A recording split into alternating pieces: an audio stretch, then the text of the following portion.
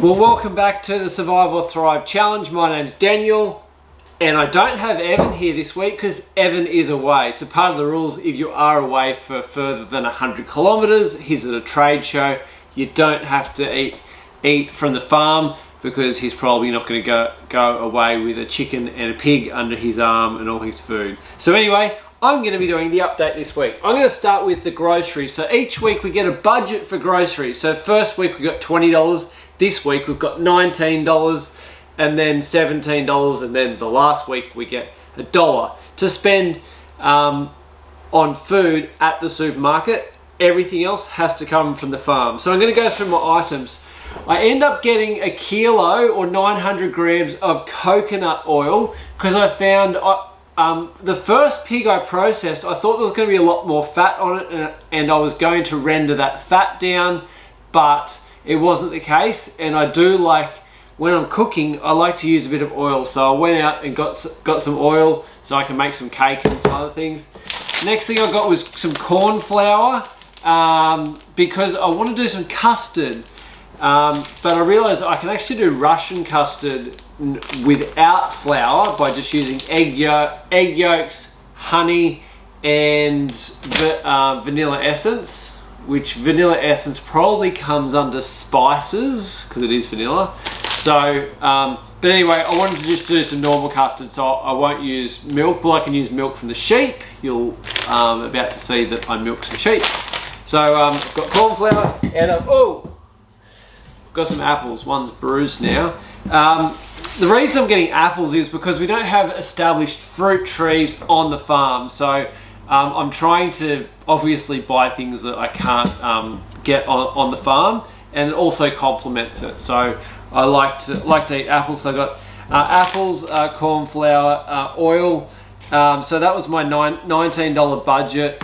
I think this was like $10 or $11. This was a couple of bucks, and the rest was apples. There might have been a couple more apples that I didn't bring down to the table here. But this came to like $18 and something. So that's my $19. $19 doesn't buy much these days, especially when you spend like $10 or $11 just on oil. So I am going to give you an update of what happened this week on the challenge. You won't see Evan because he's away, but you'll see me. So part of the fun this week was a python that wanted to get into our baby chickens. I think it might have eaten a few. Luckily, we found it. It was just a harmless carpet python. So I sort of picked it up. I was showing the kids, let the kids have a pat, and then I drove it down the road quite a few kilometres and released it into some state forest. So yeah, so that was the python, the fun with the python on the farm, and yeah, it was great to let the kids give it a bit of a pat and see it up close and personal. So just walking through the carport and found this little blue tongue lizard. He's got his big long tail wrapped around me. So some of the wildlife here on the farm. We end up just releasing the blue tongue lizard into the vegetable garden because they're great at eating snails and other little critters. So he's now at home in the vegetable garden. So Evan processed some rabbits last week, and this is one that I cooked up. So the bee harvesters are here today harvesting some honey. I don't get anywhere near it because I don't want to be stung, so I use a ultra long zoom lens to see what they're doing. Show you how long my lens is. I'm way back here at a safe distance. This is broad beans, spinach, rabbit, and omelette. Yum.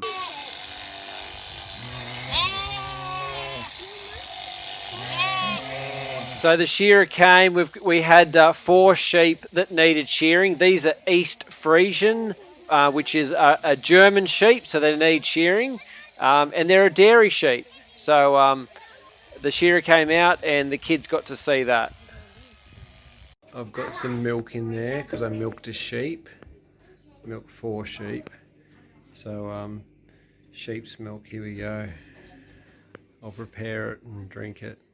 I won't be doing more filming tonight though, it's late. The next morning I used some of that sheep milk, mixed it with eggs and flour, and I made myself some pancakes with some honey from the farm. Then after the pancakes, I got some hot water on and proceeded to process a pig. I gave my kids the GoPro, so I sort of had some interesting footage that I edited up. But here's just a little bit of footage of me putting the pig into the hot water and then scraping the skin and the fur off the pig. And then I put him back in the water, dunk him a few times, and I use a brush and a scraper.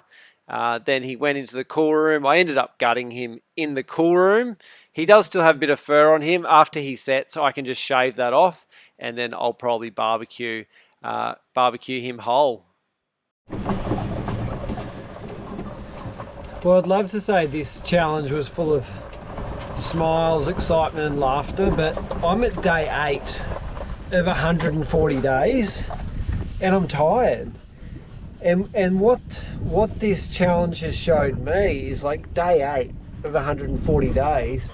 Last night I was up at, I think it was 10:30 at night, because daylight saving kicked in, so maybe it was 9:30, and we've got friends staying, and I was out there after getting a shearer in to shear the 4 milking sheep. Then I just checked over those sheep, and then I milked them for the first time, because I've only had them here for a couple of weeks and they've got lambs on them.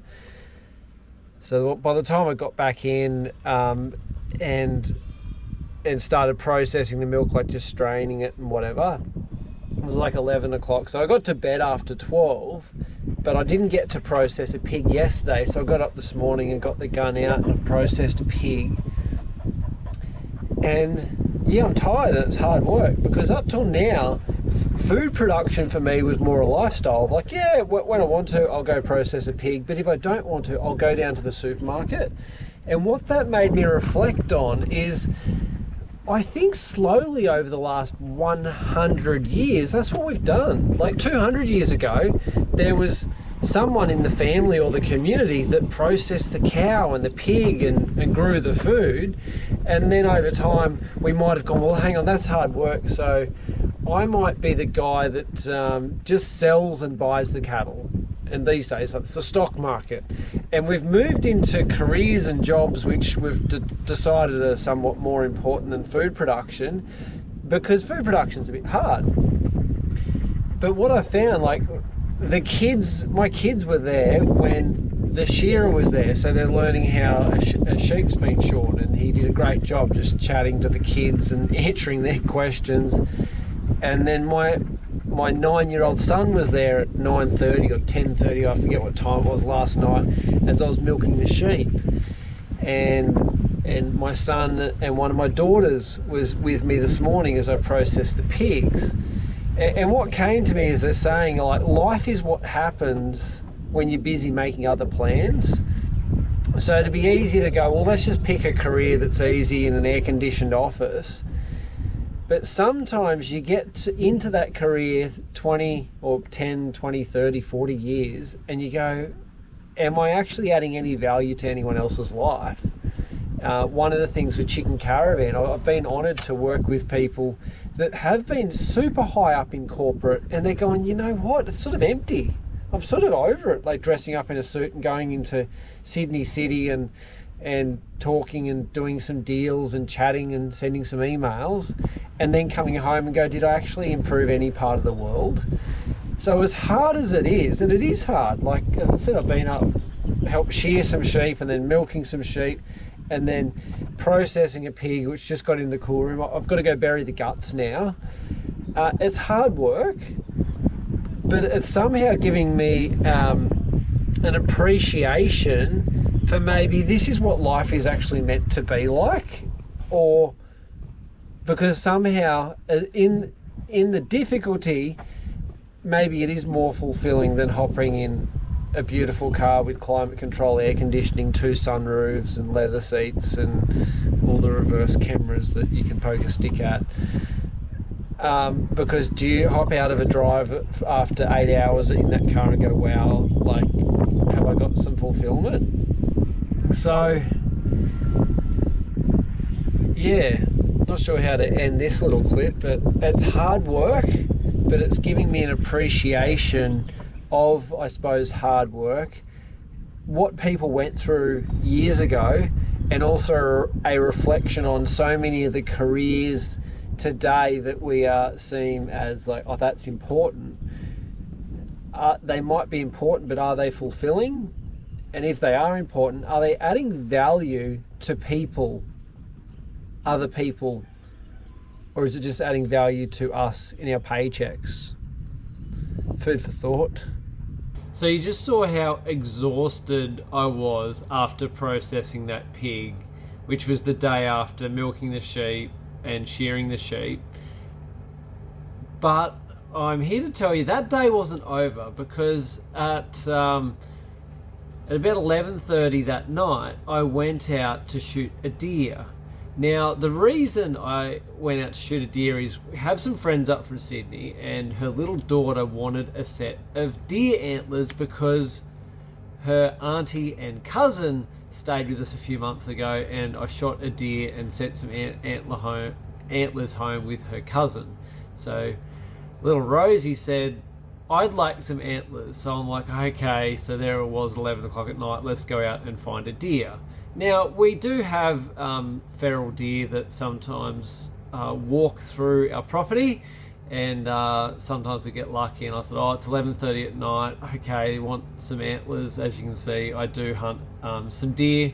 I haven't shot many, but anyway, at 11:37 p.m, after I did that pig on the same day, this bullet here travelled through the air and hit a deer, and it was a buck, and it had antlers. And here's me cutting up some of the deer, and luckily I was able to send a little girl home to Sydney with a set of antlers, and her mum home with some backstrap and tenderloin. So that night turned into morning, and I think I got to bed at about 3 a.m. So did turn into a long day. Like I was saying, this challenge has been challenging. Hunting, processing, growing food, but so fulfilling and rewarding. Like, I went to bed at 3 a.m. and I thought that was awesome, because it wasn't just me just shooting a deer.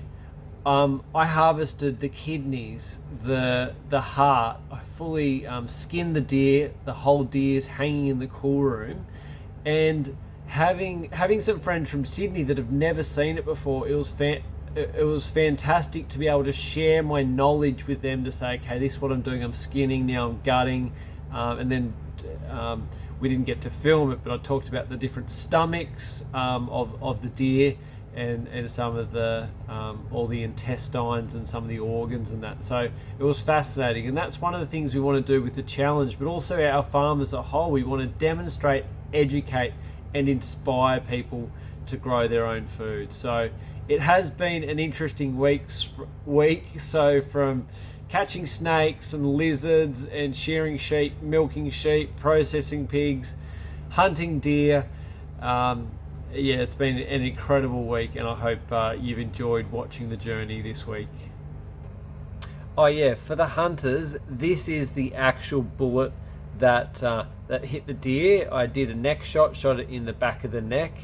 It is a target round, not a hunting round. I didn't realize that at the time, and managed to pull the bullet out, so it's sort of intact because it's such a hard round. So just in case you are a hunter and you're going, that's not normally the shape of a bullet when it hits an animal, because it wasn't a hunting bullet, but it did the job. Sorry if you're a vegan.